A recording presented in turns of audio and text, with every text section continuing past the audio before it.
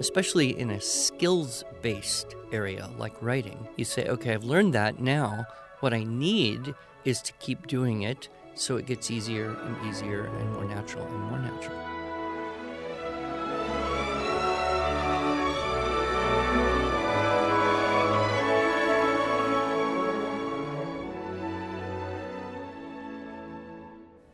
Hello, and welcome to the Arts of Language podcast with Andrew Pudewa, founder of the Institute for Excellence in Writing, or as many like to say, IEW.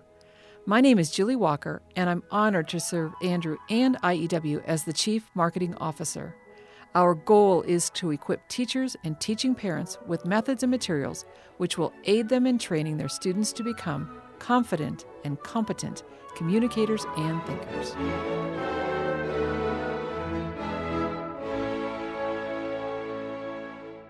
Episode 210, Andrew. 210? Yes. Does that have significance? Of course it does. Every time there's a zero at the end of our sequence, it means I get to ask you anything. And you collect these questions from? Oh, random places. Like my first question is from me. Can I have a raise? Okay, no, that's not a real question. Okay, dear listeners, I have to tell you, I did tell him that these questions were going to be easy, so I had to step on the first one out of the gate. So, no, these are from our listeners primarily. Sometimes they come from our customer service team because they'll have questions that they think would be good for more people to hear the answer, and especially to hear the answer from you. Okay. Well, I am prepared for the AAA. Okay, sounds great. Auto Club of America. Here we go. Okay, Carrie asks, do I really need the teaching, writing, structure, and style teacher training course if my students are using video-based instruction? Well, certainly there are people who have used video-based instruction without the full teacher training as a parent.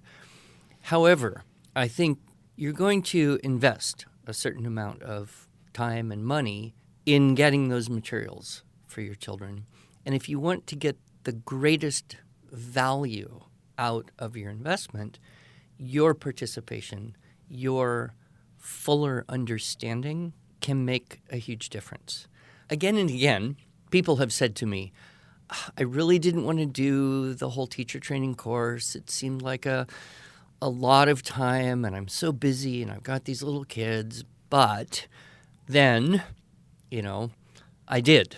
Or I started it, and it was good, and it was helpful, and I kept going. Or our co-op did it together, and so I did. And I'm so, so grateful that I did. It's one thing to see something, and it's great to see the kids, how they respond on the video and how your kids respond to the video. But to wrestle with it yourself really moves you into that zone of just a higher level of competency. Once the video's lesson is done, it goes off and the kids have to do the work. That's where your involvement, how well do you really understand what we're doing here and why we're doing it and what's the philosophy behind it and then the mechanics of all 9 of the units. So I hate to say it, but yes, Carrie, if you want to get full value, you really should invest in yourself as well. Great. Okay, the next one's from Natalie. She has a good speller. Oh, Natalie, you are so lucky. My student is naturally good at spelling and doesn't seem to need help or a formal program. Do I need to do spelling every year through high school? Well, in most schools, they stop teaching spelling somewhere in the middle school grades. I know it used to be 8th grade. I suspect maybe it's even a little earlier now. I don't think there's any spelling per se done in high school. So the literal answer to that question is no. What I do find is that kids who have a good foundation in spelling, if they want to get even better, if they want to kind of continue to improve, they would benefit greatly from studying roots. Greek and Latin word roots, or the Latin language itself is hugely helpful. I would highly recommend a particular movie. Okay. I'd say it was the best movie of its decade. I've seen it many, many times, and that is Akeelah and the Bee. Starbucks Entertainment. Nice. Who would think? They made one movie, and then they quit while they were ahead. But this movie is fascinating from many perspectives, and I think a good speller would be very interested in seeing the story of this, inner city middle school girl who makes it to the Scripps national competition, and the way that she expands her vocabulary and her ability to, because they've got to be able to spell words they've never seen or heard before. Right. So that movie it's truly a great movie from many perspectives, and I would recommend it for everyone. In fact, even someone who isn't a great speller, if they saw that movie, they might be inspired to study a little more aggressively. Right. Yep. Okay, the next question is from Allison. I love this question, and I think the listeners will love your answer to this question. Why do each of your new courses and theme-based books start back at Units 1 and 2? Well, that would be one of the answers you would have if you had taken the TWSS, wherein in the beginning I explained that this system is based on going through the 9 units over the course of a school year, and then going through again the 9 units the next school year, and after that for 3 or 4 or 5 or more school years. Now, initially, you might think, well, you're just learning what you already learned. No, you're practicing the tools. You're practicing using the structural models and the stylistic techniques. So you're just reinforcing. It's more of a kind of a spiral approach. You don't just learn something and say, okay, I learned it, I'm done. Especially in a skills-based area like writing. You say, okay, I've learned that. Now what I need is to keep doing it so it gets easier and easier and more natural and more natural.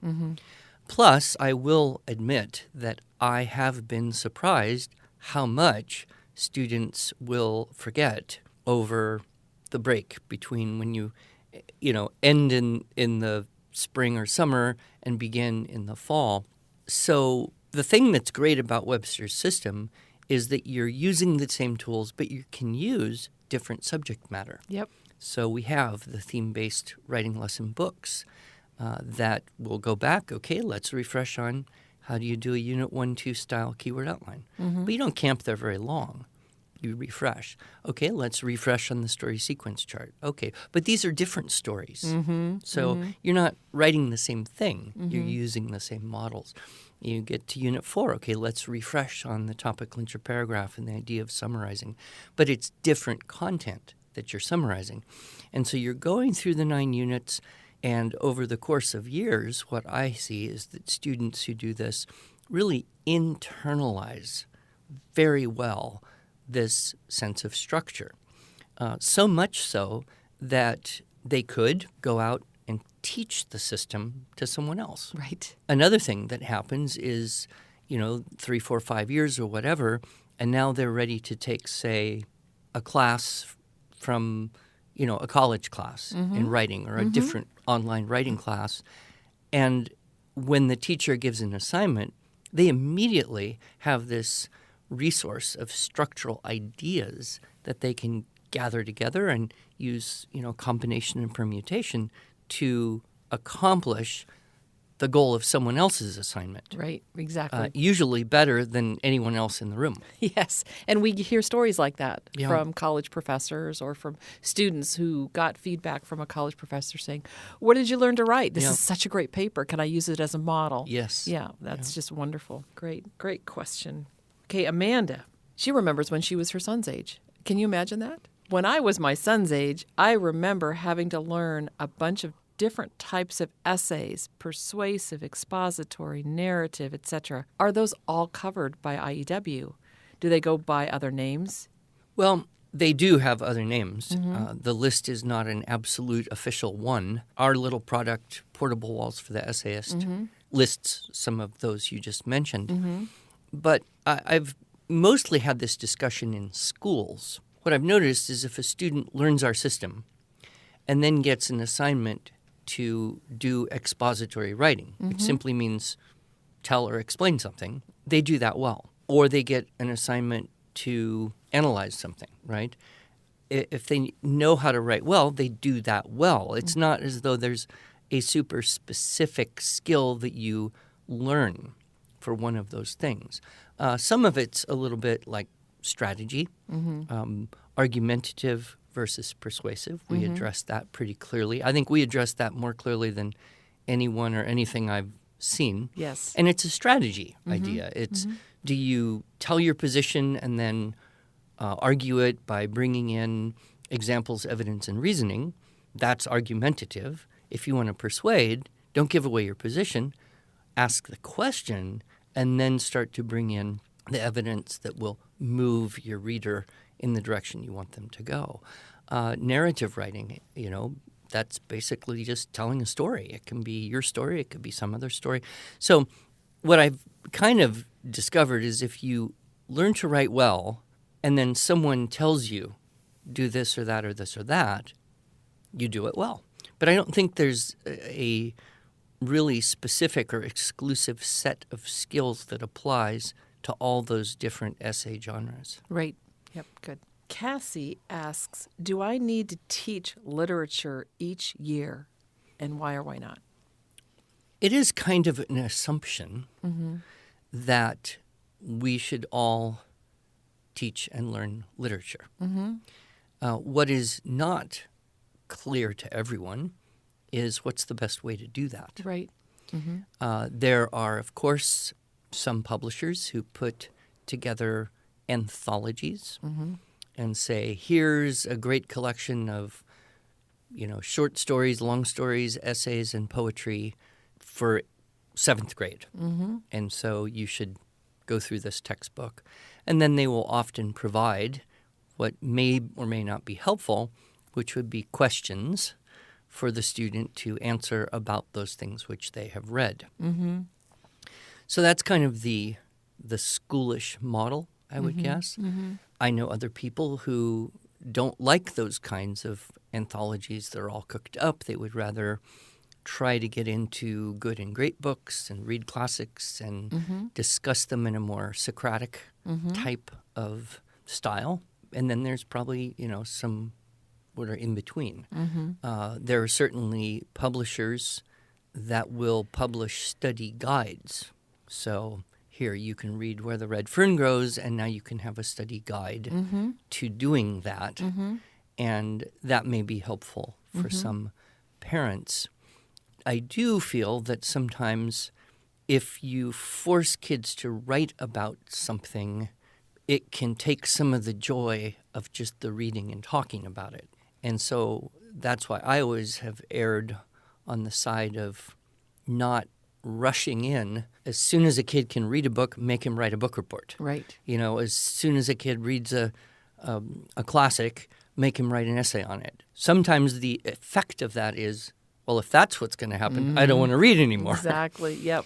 So I think, we've been working particularly with our new curriculum to gradually move kids into this world of critique and then response to literature and then even a bit of literary analysis. But a gradual method is best. And, of course, for many years we have published and sold Adam Andrews' course, Teaching the Classics. Right. So to answer that question is I think most all of us believe, yes, we should teach at least some literature all the time. But the way in which we might go about that could vary, teaching style, family style, parenting style. Right. We've made literature suggestions to go with most of our theme-based writing lesson books as well as the new SSS courses as well. Yep. So I just remember sitting in my 4th grade classroom and my teacher, Mrs. Jensen, read out loud to us Where the Red Fern Grows. And there was no writing assignment with it. It was just something that she did, read a little bit every day. And we had conversations just the whole class. And that was literature in school. So, I love that. And I still love that book. And now you live not too far from where it happened. It's true. Where the Red Fern Grows happened an hour from where I live today. Yeah. It's amazing. Jennifer asks, What do you recommend for a student with several years of IEW experience who needs to focus on more persuasive or advanced writing? That question requires probably a little more detail as to what end would this persuasive writing be, and what do you mean by more advanced? Right. Certainly, our level C materials are very challenging, would be, I would guess, equal to or perhaps even more rigorous than most freshman English classes. Well, they're certainly doing a lot more writing. We're doing a lot more writing. In terms of persuasive writing, what's the purpose? Why does she perceive that her student needs more persuasive writing, I guess, is the question. One thing would be application.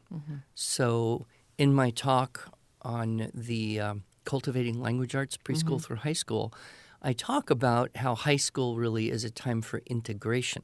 And one of the ways you can get a very high level of effort and polish and integration is through competitions such as speech and debate, moot court, essay contests, something like National History Day. There are lots of opportunities for kids to be challenged at the highest level they can be. And then, of course, the delight is to see how all those years of IEW made this project or, running this case in debate or whatever so much easier.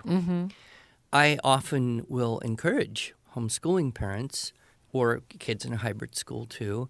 If you've got, several years under your belt, you know our system well, there's two things I recommend. Number one, start teaching it to younger children. If you're 16, 17, you go start a little kids writing club. If you're a girl, go teach half a dozen 10-year-old girls. They'll love you, you'll have a lot of fun, and you'll learn it even better by teaching it. The other thing is just go take some college classes. These can be community college, dual enrollment, online, plenty of opportunities, and test your wings, right? See how well you can apply what you've learned to someone else's assignments. Right. And all that. Or get a job where you actually do write stuff or start a blog or get involved in a political campaign. That's a good way for a high school student to integrate their communication skills.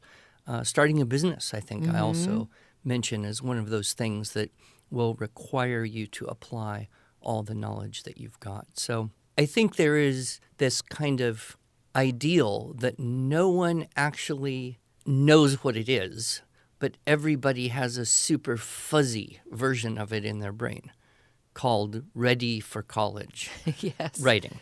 But that is not easily defined by anyone, not even the colleges. And certainly there are a great number of students who show up not ready, exactly, as we hear from the many college teachers, professors, university people. And peers of students in their classes. Like, I know how to write, but boy, oh boy, I've got my own business of teaching my peers and cohorts how to write. Yeah. Good. Okay. Thank you, Andrew. That was very helpful. Okay. Kathy asks, what is your favorite? It's almost like asking who's your favorite child. I don't know if I should ask this question, but I'm going to ask it anyway. What is your favorite IEW program and why? Okay. You can choose a couple ties for first and second and third place. Well, it would be hard not to say the new thing that we've been working so hard on for several years now, the structure and style for students. I, along with you and many others, poured a tremendous effort into making this the best thing that it can be. And, for me, I was more involved in it than many of the theme-based books that we've published over the years.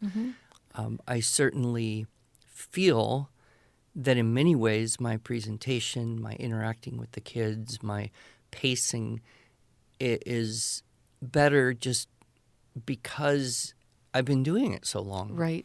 Yeah. And so I hope that I'm still young enough that it has, some energy, some spontaneity, a good humor element. But I also have the benefit of being 20 years older than when I made that first set. Yes. Well, and I can assure you, Andrew, and listener, I just want to tell you a little secret about Andrew Pudewa. He never watches himself on a video. But I can assure you, after watching it first live, because I was in the room when we were recording, but also several times as we're going through the editing process, you are funny. The kids really enjoy you. Well, and I certainly have a tremendous appreciation for these kids. I mean, we spent a lot of time together, both on camera and around the edges of that. And so because our relationship had time to grow, with most of them over 2 whole years, I think that probably makes it a better product as well. The kids watching it are going to feel, I think, an even better connection with me because the kids who were in the audience had an even better connection than the previous videos we made. So, yeah, I guess just have to say the whole SSS can't go wrong. Nope. From Elizabeth, she wants to know, how many different ties did you wear for the SSS? Well, I did wear a different tie every day. Not every class, but every day. And we did approximately 48 days of recording. So I must have at least 48 ties, although I did borrow a couple from your husband, I believe. And then I have a couple I actually didn't ever use. So I don't know, it just kind of was a thing. Like, we have so many subtle little things that are embedded in that. I don't know, not all the ties were super interesting or festive, but they were always different. They were always different every week, something new. The kids would walk in and wonder what was the prop on the table, because there was always something different on the table, on the desk, and what tie were you going to wear. Well, and the fact I wore the same color shirt and suit always. So the tie was the only difference in the way I'd look. Right. We did that for continuity. Control. We wanted to be sure that if we had to reshoot something later, we could put you in that tie. But so that helped us too. Sophia asks, what are some ways you have been successful in building a good rapport with difficult students, bad attitudes, disrespectful, etc., especially teenagers? What are some of your strategies for bringing in those grumpy teens who don't want to be there? Because I've seen you do it. Yeah. What I have noticed is that most people appreciate being acknowledged. And when you've got a student who has kind of a bad momentum, they know they don't like this, they definitely don't want to be there, they want you to know that they don't want to be there. If you pretend that you're not affected by that at all, it doesn't work from their side, right? Whereas if you almost pretend that they are happy to be there, even though you look at them and know they're not, there's a subtle shift that occurs. Somewhere, I believe Plato wrote, that which is honored is cultivated. So in a room, anytime I get a reaction or an effort or a participatory moment that I like, that I want more of, I try to acknowledge that. I try to honor that so it will cultivate more. And if I get someone who makes, actually a rude statement or is just, really communicating with body language how unhappy they are, I pretty much just ignore it. And that seems to work best. And then if there's any shift, if that non-participatory crabby person makes any effort at all, and I can detect that, then I will be very happy about that. I will make some comment. I will try to express gratitude for even the smallest token. And, it's nice when you have a majority of students who are happy to be there. Right.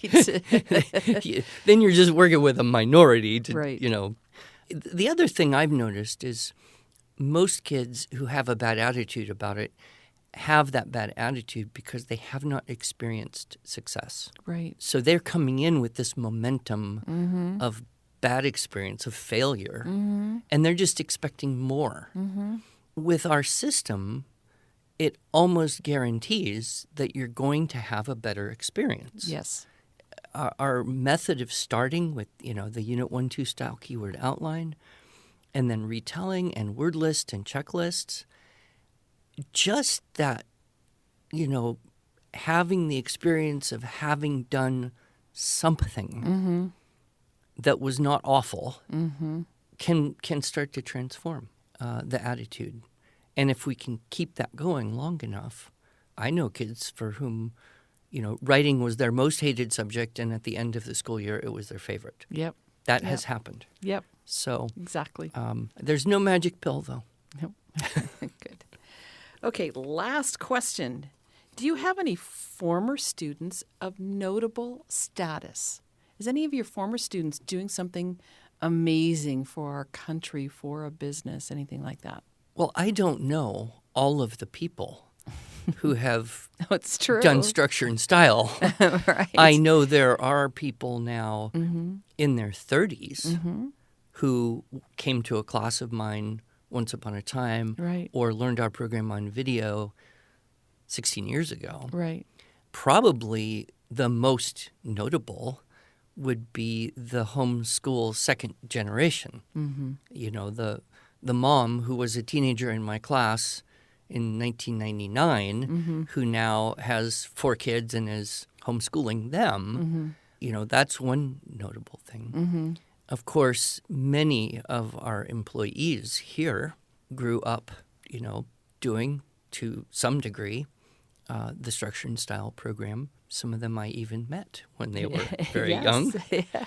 I've heard stories of people, I don't know their names, I haven't met them personally, but there is one young man who was elected as a state representative that I was told he grew up doing structure and style as a homeschool kid.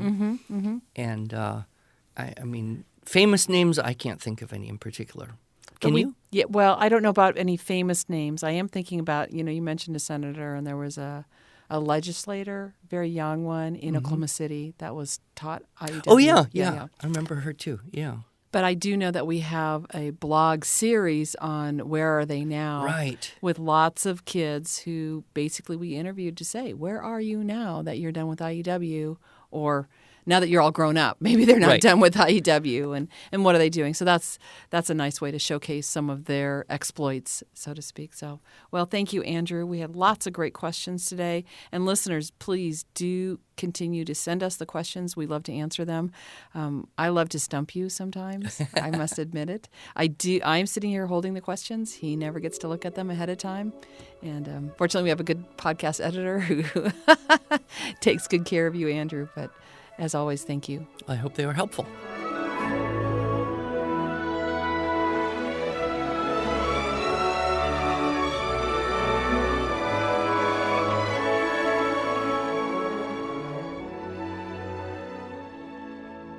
Thanks so much for joining us. If you enjoyed this episode and want to hear more, you can subscribe to this podcast in iTunes, Google Play, or Stitcher, or just visit us each week at iew.com/podcast. Until then, on behalf of Andrew Pudewa and the team at IEW, I thank you for allowing us to partner with you on your journey toward better listening, speaking, reading, writing, and thinking.